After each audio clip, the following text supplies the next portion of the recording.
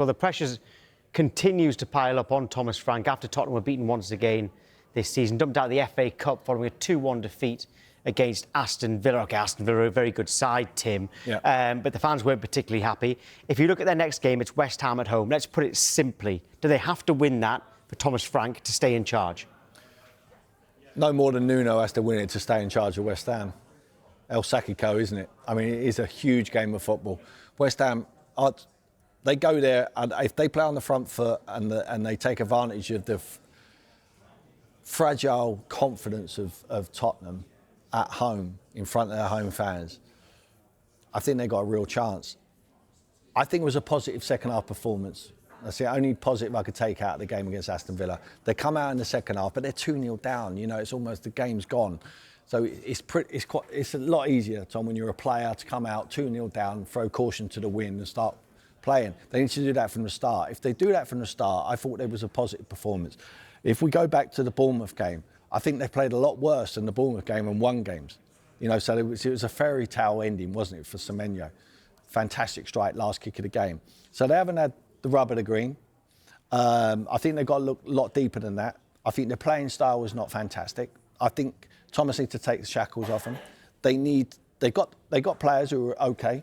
They're not fantastic players. They're missing Kulusevski. We keep talking about him and Maddison.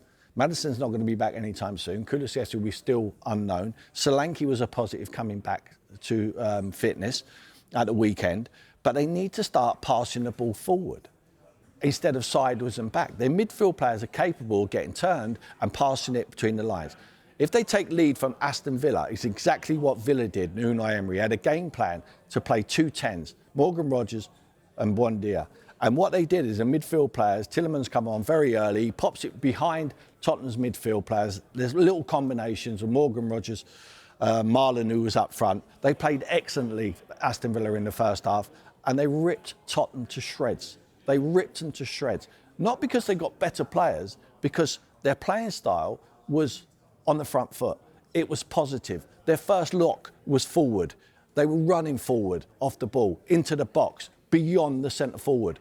Tottenham were just basic. They were staying there, they were passing sideways and back, and everyone was scared to risk the ball. They got dribblers in their team. Second half, they picked up the ball and they took it to the opposition. That is what they're going to need to do. Play to your strengths. Your strengths are, you have got players like Xavi Simons. You have got Odegaard, who I thought played very, very, very well, and certainly in the second half. When they get the ball, just get at them.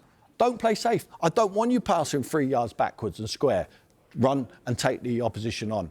Take the game to the opposition. If they do that against West Ham, they will win the game, and all of a sudden it starts looking brighter for Tottenham and Thomas Frank. Well, let's speak to a Tottenham fan now in Alfie Nicholson. Right, Alfie, I think you're on Friday or Thursday maybe, and you weren't particularly happy with your head coach. You wanted a change. Is that feeling even stronger now?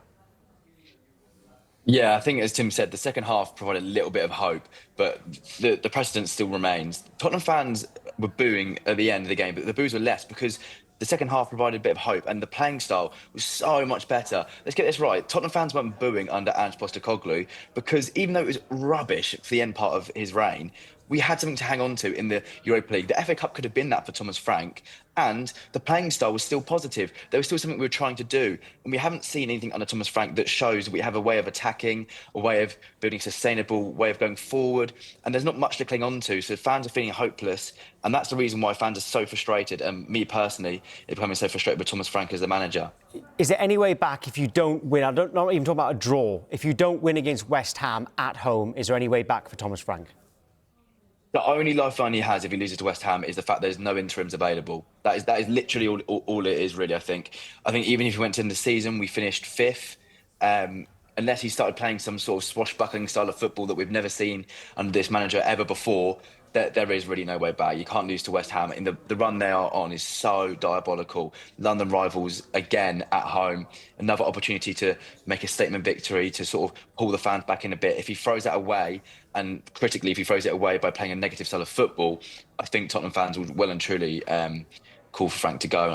I think you can't have many complaints if that is the fan sentiment after that result. There's a message on the bottom of the screen there from Wayne. It says, I think Thomas Frank should stay for at least two seasons, give him a chance like Arsenal did with Arteta. What's the difference between this situation and the situation that Arteta was in when he had a bad start at Arsenal?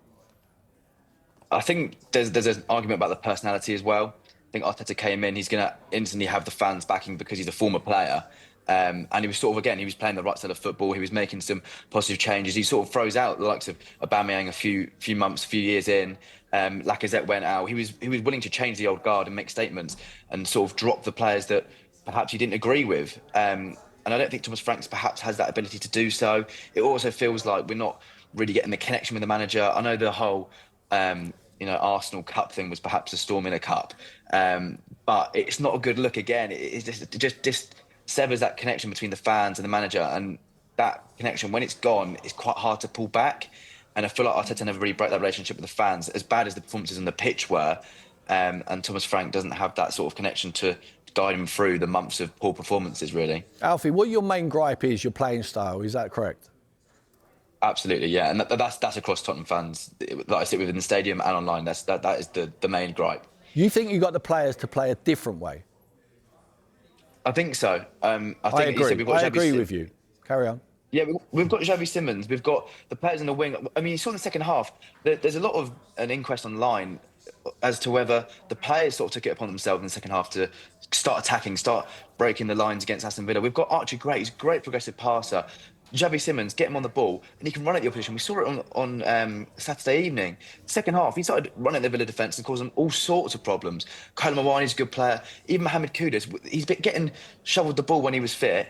And it was just sort of like, you've got to go and make the magic happen. What about all the other players we have? What about Tell? What about Odebear? These are players that were great elsewhere. These are players that were creative elsewhere. And they're coming to Spurs, and it can't be the case that every player that comes to Spurs suddenly becomes negative and suddenly becomes, safe with their style of play. That's not the way it happens. We are the bottom of the league for through balls and the bottom of the league for progressive passes, and that is a systemic issue. That's not the players.